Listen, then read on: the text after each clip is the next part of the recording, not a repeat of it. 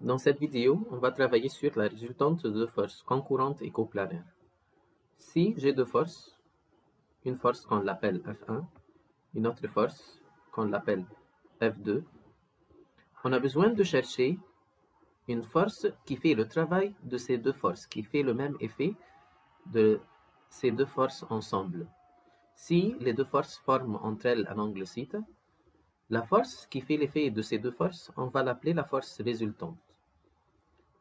La force résultante va être comprise entre les deux forces F1 et F2.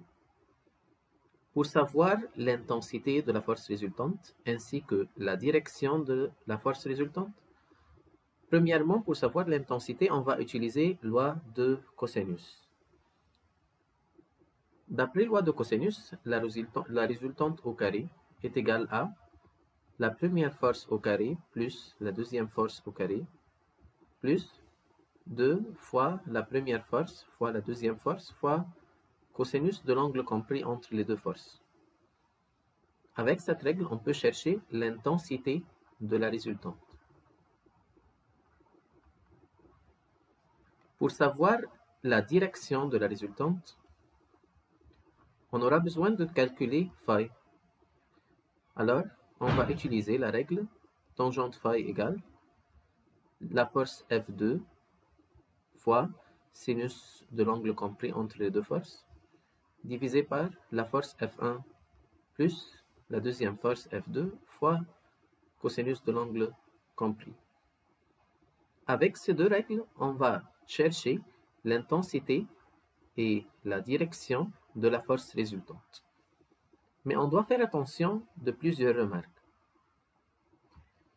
Si on a deux forces qui agissent dans le même sens, ça veut dire si j'ai la force F1 et la force F2 agissant dans le même sens, ça veut dire que l'angle entre les deux forces est 0 degré.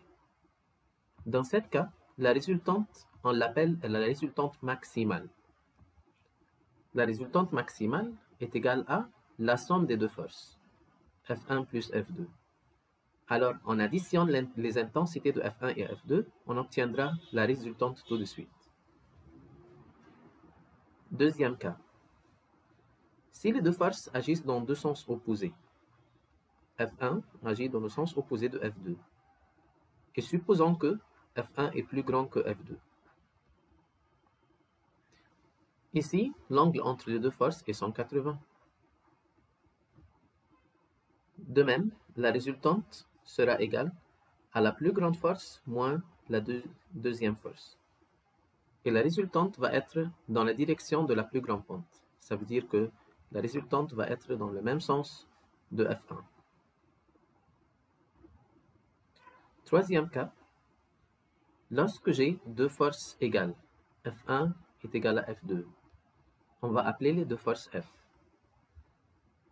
Puisque les deux forces sont égales, donc tout de suite, la résultante va être la bisectrice de l'angle entre les deux forces. Si j'ai une force F1 et F2, deux forces de même intensité, on veut chercher la résultante. La résultante va être la bisectrice de l'angle entre elles. Ça veut dire que ces deux angles seront de même mesure.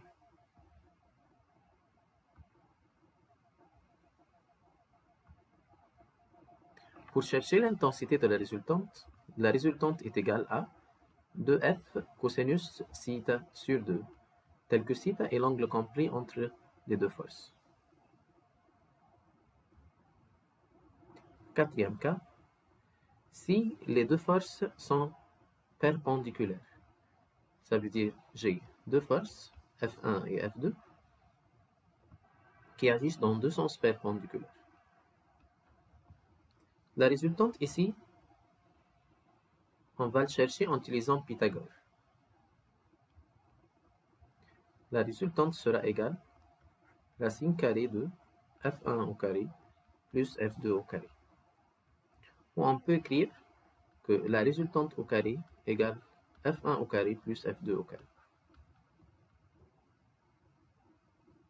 Prenons maintenant plusieurs exemples. Ici, on a besoin de chercher l'intensité et la direction de la force résultante. Dans numéro 1, il nous a donné deux forces 5 et 10 et l'angle entre elles est 60. On a besoin de chercher la résultante. Alors, la résultante au carré égale la première force au carré plus la deuxième force au carré plus 2 fois la première force fois la deuxième force fois cosinus de l'angle compris, c'est 60. On obtiendra 25 plus 100 plus 50. Ça nous donne 175. En prenant les racines des deux termes, la résultante sera égale à 5 racines de 7 newtons.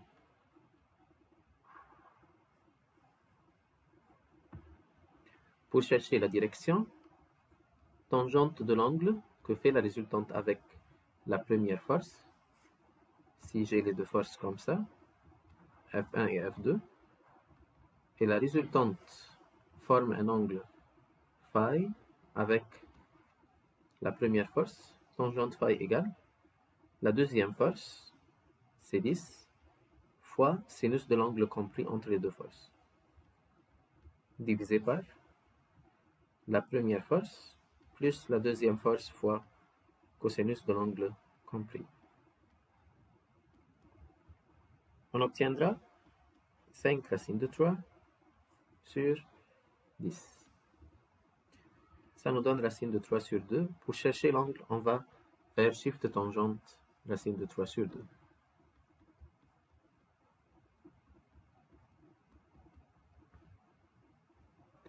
Prenons maintenant un autre exemple. Si on a deux forces, 5 kg poids et 5 racines de 2, et l'angle entre elles est 135. Et on a besoin de chercher la résultante. Pour savoir la résultante, on va premièrement utiliser la règle pour chercher l'intensité. Alors, 5 au carré plus 5 racines de 2 au carré plus 2 fois 5 racines de 2 fois cosinus 135.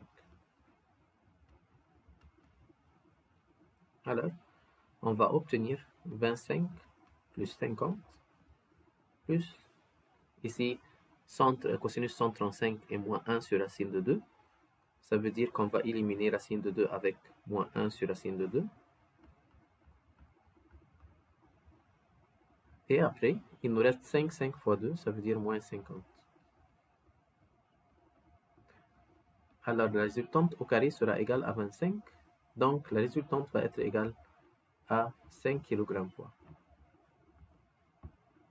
Pour chercher l'intensité, la direction de la résultante, on va faire tangente phi égale. Tangente phi égale la deuxième force, 5 racines de 2, fois sinus de l'angle compris, divisé par la première force, plus la deuxième force fois cosinus de l'angle compris. On obtiendra 5 sur 0. Mais quand la forme de la tangente est égale à nombre sur 0, si l'angle phi est égal à 90. Donc la résultante est perpendiculaire à la plus petite force. Ça veut dire la force 5 se trouve ici, l'autre force 5 racine de 2 ici, et la résultante est perpendiculaire sur la force 5. C'est pour cela qu'on a obtenu la valeur de la tangente est égale à un nombre sur 0. Puisque la tangente est égale à un nombre sur 0, une valeur indéfinie, ça veut dire que la résultante est perpendiculaire sur la plus petite force. Dernièrement, numéro C,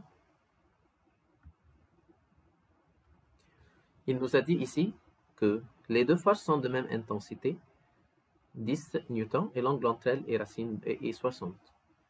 Donc, puisque les deux forces sont de même intensité, on peut utiliser la règle. La résultante est égale à 2f cosinus θ sur 2.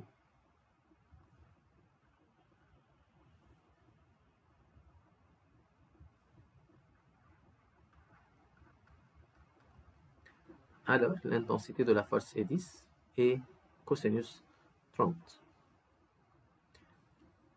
D'où on a obtenu 30, 60 divisé par 2. Et finalement, on obtiendra 10 racines de 3.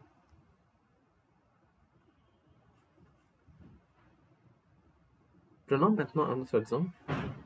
Deux forces d'intensité F1 et F2. Lorsque l'angle entre elles est 90 degrés, la résultante était 5 racines de 5. Puisque l'angle entre les deux forces est 90, puisque F1 perpendiculaire sur F2, donc la résultante au carré est égale F1 au carré plus F2 au carré. Ça signifie que la résultante au carré, ça veut dire 5 racines de 5 au carré, est égale à F1 au carré plus F2 au carré. Par simplification, on obtiendra 125 égale F1 au carré plus F2 au carré. Et c'est la première relation qu'on a obtenue. Et après, lorsque l'angle entre elles est devenu 60, lorsque l'angle entre les deux forces est devenu 60, la résultante est devenue 5 racines de 7. Donc, si θ est égal à 60, donc la résultante est égale F1 au carré plus F2 au carré plus 2F1 F2 cosinus 60. Et après, la résultante, c'est 5 racines de 7. Ça nous donne 175. Est égal à F1 au carré plus F2 au carré plus, et on sait que cosinus 60 est égal à demi. Demi fois 2, ça nous donne 1. Il nous reste F1 fois F2. Sachant que F1 au carré plus F2 au carré est égal à 125, on obtiendra 175 égale 125 plus F1 fois F2. Donc, on peut dire que F1 est égal à 50 sur F2.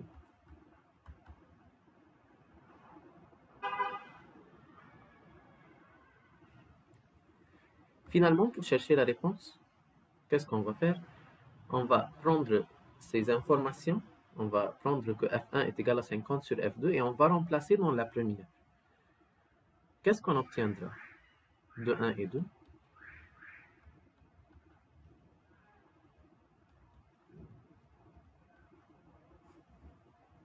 On a 50 sur F2 au carré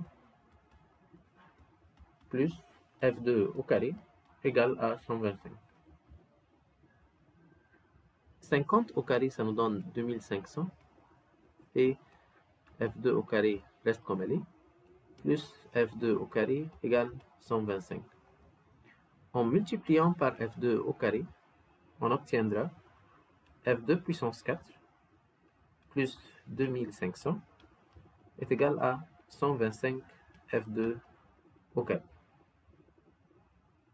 En mettant tous les termes dans un seul membre, on obtiendra F2 à la puissance 4 moins 125 F2 au carré plus 2500 est égal à 0. Par factorisation, on va chercher les deux forces. Alors, qu'est-ce qu'on obtiendra? F2 moins 25 et F2 moins 100. On va compléter dans cette partie-là. Donc, où F2 au carré est égal à 25, ici il y a au carré parce qu'on a fait la factorisation de puissance 4, alors on va faire F2 au carré et F2 au carré. Ok? Alors, où F2 au carré est égal à 25, ça veut dire que F2 est égal à 5. Par remplacement ici dans le numéro 2, on va obtenir F1 est égal à 10. Ou F2 au carré est égal à 100. Ça signifie que F2 est égal à 10. Par remplacement dans le numéro 2, on va savoir que F1 est égal à 50 sur 10, ça veut dire 5. Donc l'intensité de deux forces sont l'intensité des deux forces sont 5 et 10. Et bien sûr en newton.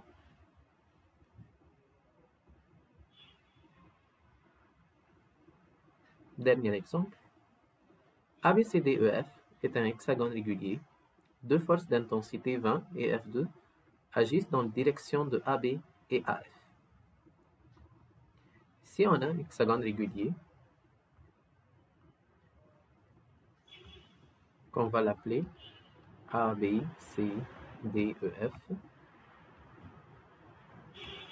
on a deux forces qui agissent dans AB d'intensité 20 et AF d'intensité F2.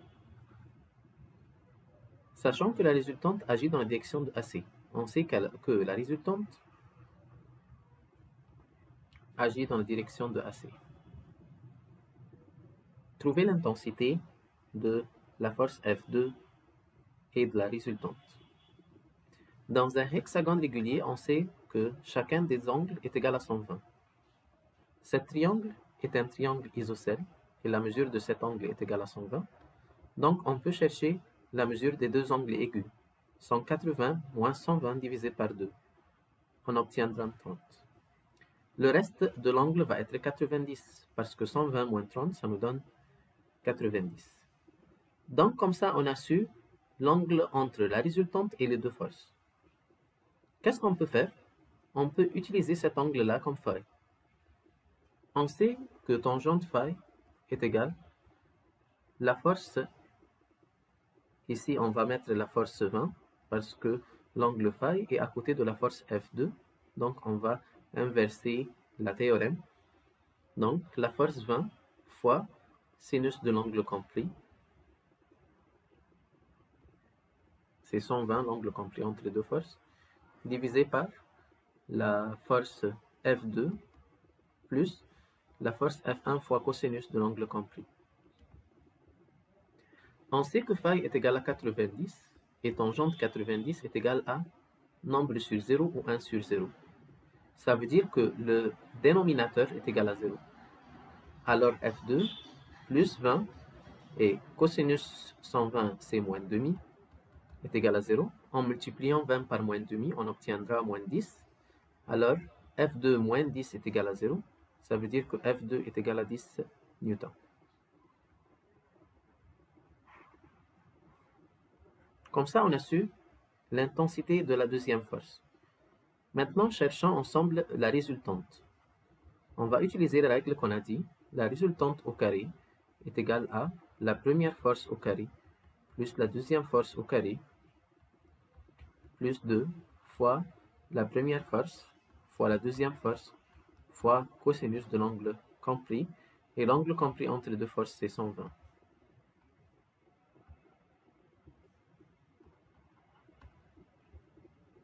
Qu'est-ce qu'on obtiendra? 100 plus 400 plus cosinus 120 est égal à moins demi. Alors, 2 fois 20 fois 10 fois moins demi, on obtiendra moins 200. Et après, on va obtenir 300. Donc, la résultante est égale à racine de 300. Ça veut dire 10 racine de 3 newtons. Donc, on a su la valeur de la deuxième force ainsi que la valeur de la résultante.